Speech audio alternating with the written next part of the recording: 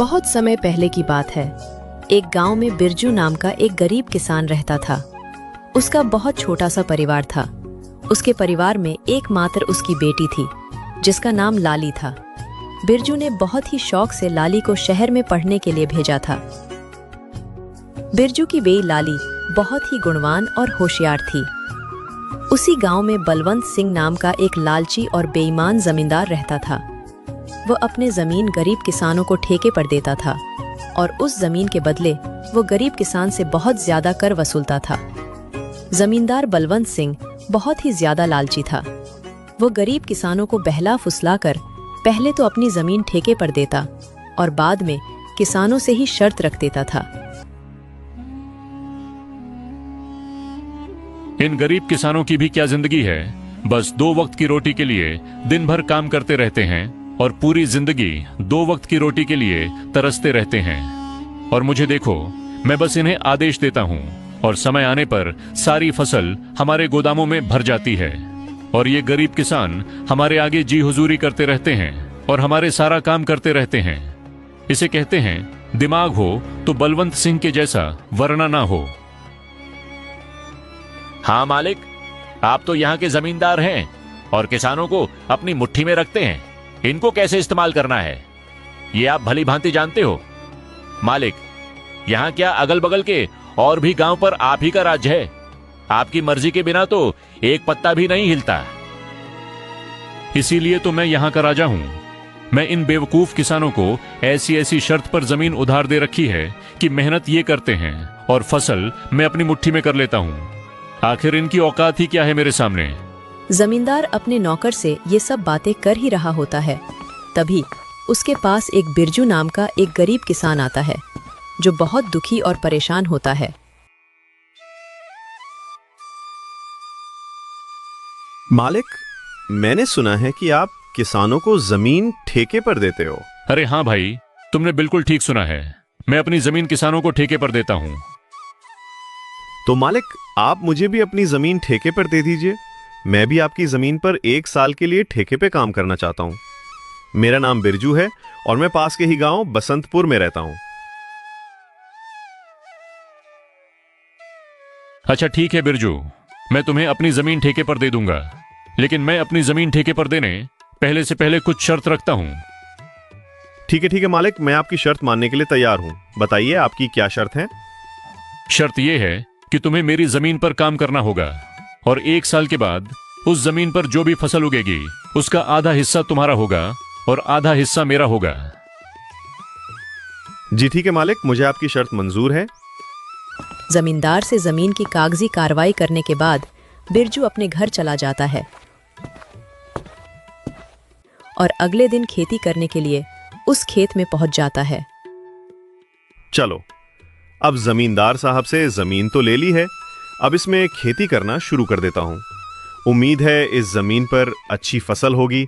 मुझे इस जमीन पर बहुत मेहनत करनी होगी, तभी मेरे लिए कुछ बच पाएगा। बिरजू उस खेत पर दिन रात मेहनत करके फसल उगाता है। कुछ महीनों बाद गेहूं की फसल उगकर तैयार हो जाती है और बिरजू गेहूं की फसल की कटाई शुरू कर देता है। बिरजू के उगाए हुए फसलों की खबर जमींदार बलवंत सिंह के कानों तक पहुंचती है। क्या मालिक, आपको पता नहीं है क्या आज मदन अपने फसल की कटाई कर रहा है। इस साल तो बिरजू ने बहुत अच्छी गेहूं की फसल उगाई है। बिरजू ने जो गेहूं की फसल उगाई है वह तो एकदम से लहलहा रही थी। बिरजू ने उसकी कटाई करना शुरू कर दिया है। क्या सच में?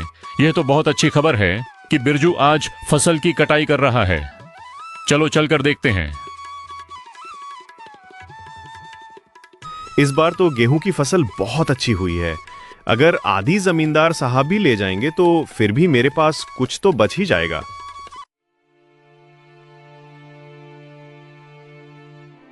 अरे बिरजू, तुमने तो फसल तैयार कर दिया और इस बार की फसल तो बहुत अच्छी लग रही है देखने में। हाँ मालिक, इस बार मैंने गेहूं की फसल लगाई है। इतनी अच्छी गेहूं की फसल उगाने के लिए इस बार मैंने अपना खून पसीना एक कर दिया है। मैंने दिन रात मन लगाकर इस खेत में बहुत मेहनत की है, तब जाकर इतनी अच्छी फसल हो पाई है। इसलिए अब तो मैंने कटाई भी शुरू कर दी है। अरे ओ बिरजू, ये तो मेरी उपजाऊ जमीन का कमाल है। तुम्हारी मेहनत से कुछ नहीं हुआ है। उपजाऊ जमीन के कारण इतनी अच्छी फसल हुई है। तुम्हारी मेहनत हो या ना हो, फसल तो अच्छी होनी ही थी। मालिक, खेत भले ही उपजाऊ हो, अगर उसमें मेहनत नहीं होगी तो फसल कैसे उगेगी? मैंने बहुत मेहनत की है इस खेत में। ज्यादा मत बोल बिरजू, मेहनत तो किराए के मजदूर भी करते हैं। असली कमाई का हकदार तो वही है जिसकी जमीन है। शर्त के मुताबिक जल्दी से मेरे फसल का आधा हिस्सा निकाल। चल जल्दी कर, मुझे बहुत सारे काम है, मुझे वापस भी जाना है। ये कहकर जमींदार बिरजू से सारी गेहूं की अच्छी फसल लेकर चला जाता है और खराब फसल बिरजू के पास छोड़ देता है, जिसे देखकर बिरजू मायूस हो जाता है। हे ईश्वर, इतनी जी तोड़ मेहनत करने के बाद बस इतनी सी फसल मेरे हाथ आई है। हम गरीबों को लोग ऐसे ही लूटते हैं। इतनी मेहनत करने के बाद भी हमारे हाथ में कुछ नहीं आता है। हे ईश्वर, कब मेरी अपनी जमीन होगी? बिरजू इसी तरह अपनी जिंदगी काट रहा था।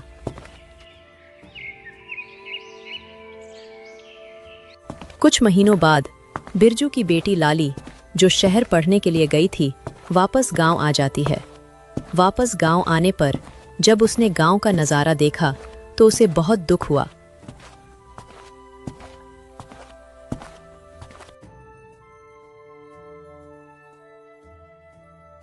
पिताजी, हमारे गांव का ऐसा हाल क्यों है? गांव के सभी लोग दुखी और परेशान नजर आ रहे हैं। आखिर बात क्या है? लाली बेटा, इस गांव में गरीब किसान की यही किस्मत है। जमींदार बलवंत सिंह जैसे लोग हमारी गरीबी का फायदा उठाते हैं।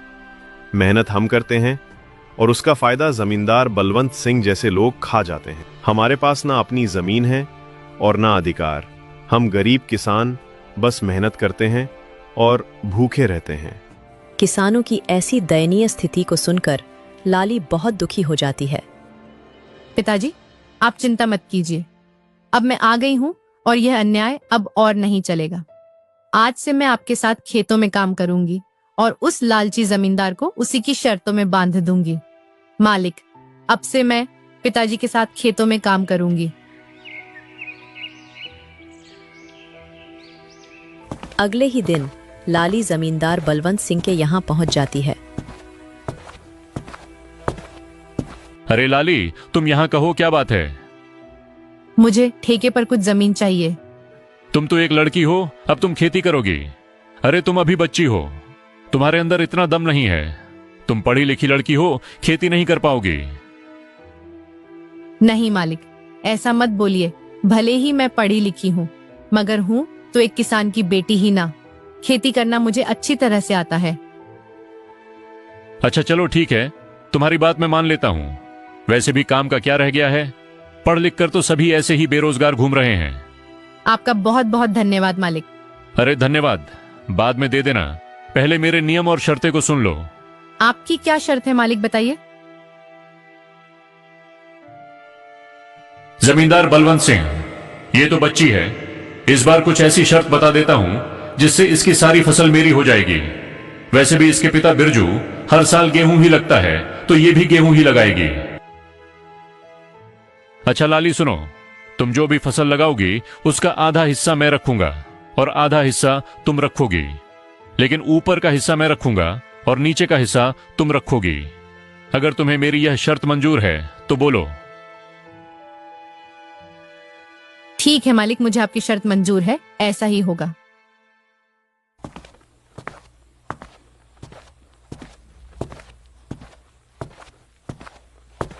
अगले दिन से लाली अपने पिता के साथ खेतों पर काम करना शुरू कर देती है। लाली ने इस बार धान की बजाय आलू की फसल लगाई और कुछ महीने बाद फसल तैयार हो गई। आलू की फसल इस बार बहुत अच्छी हुई थी। अब लाली और उसके पिता दोनों खेत से आलू की फसल निकालने लग जाते हैं।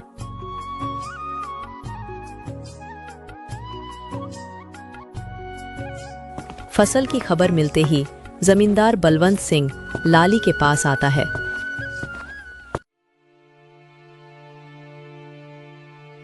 अरे लाली, शर्त तो याद है ना तुम्हें? हाँ हाँ मालिक, मुझे सब कुछ याद है। आधा आपका और आधा मेरा। और आपने कहा था कि ऊपर का हिस्सा आपका होगा और नीचे वाला का हिस्सा मेरा होगा। देखिए मालिक, इसने तो चालाकी कर दी। ये धान की फसल नहीं है, ये तो आलू की फसल है। अरे ये क्या लाली, इस बार तुमने आलू लगाया है? ये तो आप ही की शर्त थी मालिक, और आपने ही शर्त बताई थी, और अब आप ही शर्त मानने को तैयार नहीं है। अरे लेकिन मैं इस घास फूस को लेकर क्या करूंगा, जबकि सारे आलू तो तुम ले रही हो। मालिक, मैं कुछ नहीं जानती, आप अपना ऊपर का हिस्सा ले जाइए। इस तरह अपनी चालाकी दिखाते हुए लाली ने बेईमान जमींदार को मुंह तोड़ जवाब दिया और सभी आलू लेकर घर आ गईं और घास फूस जमींदार के हिस्से छोड़ आईं। मालिक, पूरे गांव में आज तक किसी ने भी आपसे चालाकी दिखाने की हिम्मत नहीं की, और ये बिरजू की बेटी लाली इतनी आसानी से आपको बेवकूफ बना गई। अरे ये बिरजू की बेटी मुझे क्या बेवकूफ बनाएगी? आने दो, इसे अगली बार उसे ऐसा सबक सिखाऊंगा कि मुझसे उलझने की कोशिश नहीं करेगी।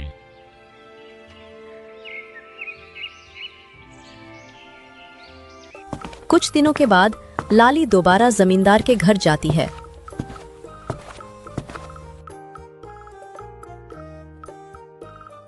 कैसे है मालिक? अरे लाली, फिर से तुम कहो, क्या चाहिए तुम्हें? आपकी जमीन ठेके पर चाहिए थी। ठीक है, मैं तुम्हें अपनी जमीन ठेके पर दे दूंगा, पर मेरी इस बार की शर्त भी कान खोलकर सुन लो लड़की। इस बार तुम्हारी कोई चालाकी नहीं चलेगी लड़की।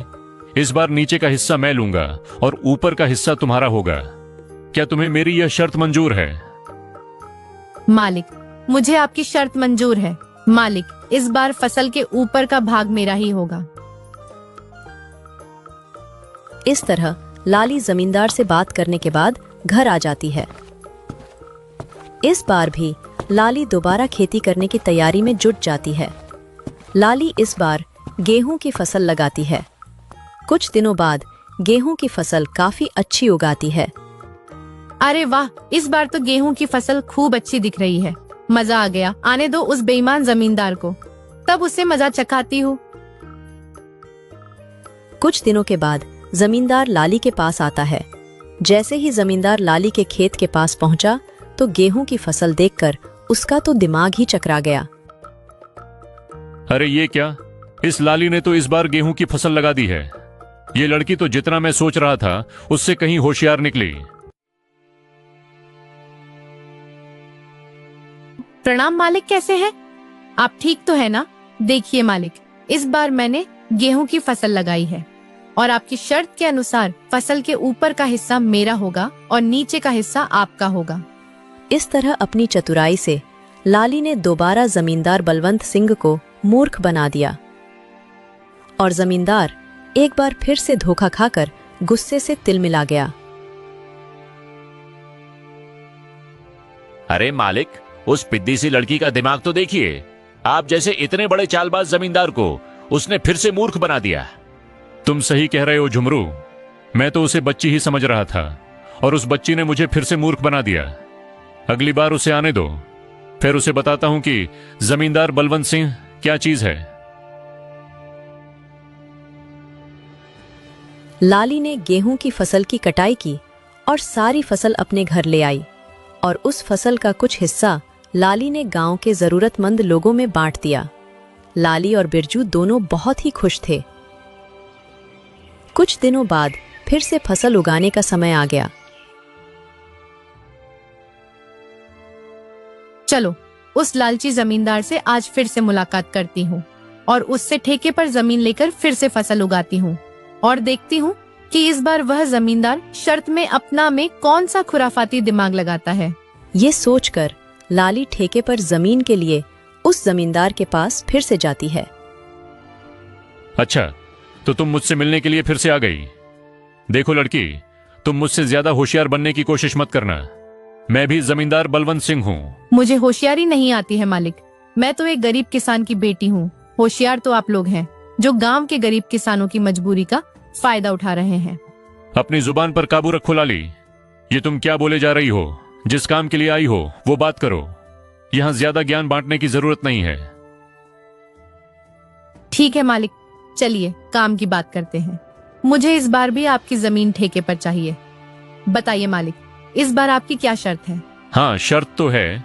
तू खुद को बड़ा होशियार समझती है ना लड़की। इस बार फसल का ऊपर का और नीचे का हिस्सा मेरा होगा और बीच का हिस्सा तेरा होगा। अब बोल, क्या तुम्हें मेरी ये शर्त मंजूर है? बिल्कुल मंजूर है मालिक, जैसा आप कहें। अच्छा ठीक है मालिक, तो अब मैं चलती हूँ, मुझे फसल उगाने की तैयारी भी करनी है। लालची जमींदार की बात मानकर लाली अपने घर चली जाती है और वो फिर से फसल उगाने की तैयारी में लग जाती है और इस बार वो गन्ने की फसल लगाती है। लाली ब्या, इस बार तुमने खेत में कौन सी फसल लगाई है? पिताजी, इस बार मैंने गन्ने की फसल लगाई है। फसल काफी अच्छी हुई है, इस बार भी आमदनी अच्छी होगी पिताजी। ये तो बहुत अच्छी बात है बेटा, तुम बस ऐसे ही मेहनत करती रहो। कुछ महीनों बाद लालची जमींदार और उसका नौकर दोनों लाली के पास आते हैं। मालिक, इस बार तो लाली का दिमाग ही चकराने वाला है। इस बार तो आपने शर्त ही ऐसी रखी है, ऊपर का हिस्सा आपका और नीचे का भी हिस्सा आपका। तुमने बिल्कुल सही कहा झुमरू। इस बार मैंने अपने दिमाग का 100% उपयोग करके ब्रह्मास्त्र छोड़ा है। मैं भी अब देखता हूं वो किसान की बेटी लाली कैसे बचती है। इस तरह दोनों बातें करते हुए खेत के पास पहुंच जाते हैं और जैसे ही वो खेत के पास पहुंचते हैं तो देखते हैं कि इस बार लाली ने गन्ने की खेती की है। मालिक, ये लाली तो आपकी भी अम्मा निकली। देखिए जरा, इस बार उसने कौन सी फसल लगाई है। अरे ये क्या, इस लाली में तो इस बार गन्ने की फसल लगाई। अब बताओ भला, ऊपर का और नीचे का हिस्सा मेरा होगा और बीच का हिस्सा उसका होगा। मतलब इस बार भी मेरे हिस्से में घास फूसी आनी है।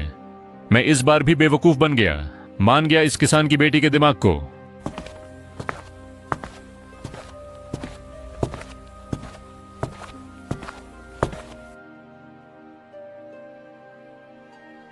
अरे मालिक, आप आइए आइए, कैसे हैं आप दोनों? आपस में क्या खुसुर फुसुर कर रहे हैं? अरे वाह, एक तो चोरी ऊपर से सीना जोरी। तुमने मुझे इस बार भी बेवकूफ बना दिया ना। नहीं मालिक, जरा मुझे भी तो बताएं कि मैंने आपको क्या बेवकूफ बनाया है। मालिक, आप तो गांव वालों को बेवकूफ बनाते हो। देखिए मालिक, इस बार मैंने गन्ने की फसल लगाई है और आपकी शर्त के मुताबिक इस फसल का ऊपर का और नीचे का हिस्सा आपका होगा और बीच का हिस्सा मेरा होगा। अरे ओ किसान की बच्ची, मालिक को ज्यादा होशियारी दिखाने की कोशिश मत करो। बेईमानी और मक्कारी में ये सबके बाप हैं बाप। ये खेत भी हमारा है और इसमें लगी फसल भी हमारी है। अरे ओ झुमरू, बस कर, ज्यादा चिल्लाने की जरूरत नहीं। शायद ये हमारी ही करनी का फल है। हमने गांव के भोले भाले किसानों को बहुत ठगा है और आज पहली बार किसी ने हमें ठगा है। इस लड़की ने हमारी आंखें खोल दी हैं। अब मैं समझ चुका हूं कि बेईमानी का फल हमेशा बेईमानी ही मिलता है। इसलिए आज के बाद मैं किसी भी किसान को परेशान नहीं करूंगा और सभी किसानों को उनकी मेहनत का बराबर का हक दूंगा। जितनी भी किसानों की जमीन मेरे पास गिरवी है, मैं उनको सारे कागज वापस कर दूंगा और कभी भी उनकी गरीबी और लाचारी का फायदा नहीं उठाऊंगा। मालिक, आपने तो ये बहुत अच्छी बात कही है। एक किसान दिन रात मेहनत करता है अपने परिवार के लिए, मगर ना ही कभी वह अच्छे कपड़े पहनता है और ना ही कभी वह अच्छा खाना खा पाता है। अपने परिवार का पेट भरने के लिए वह दिन रात अपना पेट जलाकर खेतों में मेहनत करता है। ऐसे में इन गरीब किसानों के साथ बेईमानी करना और उन्हें तकलीफ देना अच्छी बात नहीं है। इसलिए इनका हक तो इन्हें मिलाना ही चाहिए। आप इनको इनकी जमीन वापस लौटा दीजिए मालिक, और अभी भी समय है, सच्चाई के रास्ते पर आ जाइए, नहीं तो आपको इससे भी बड़ा नुकसान झेलना पड़ सकता है। इस तरह लाली अपनी मेहनत और होशियारी से लालची जमींदार को सच्चाई के रास्ते पर वापस ले आती है। जमींदार बलवंत सिंह ने वहां के किसानों की जमीन और उनका पैसा उनको वापस कर दिया। उस दिन के बाद वहां के किसान खुशी खुशी रहने लगे और किसी भी जमींदार ने किसी भी किसान का हक नहीं मारा।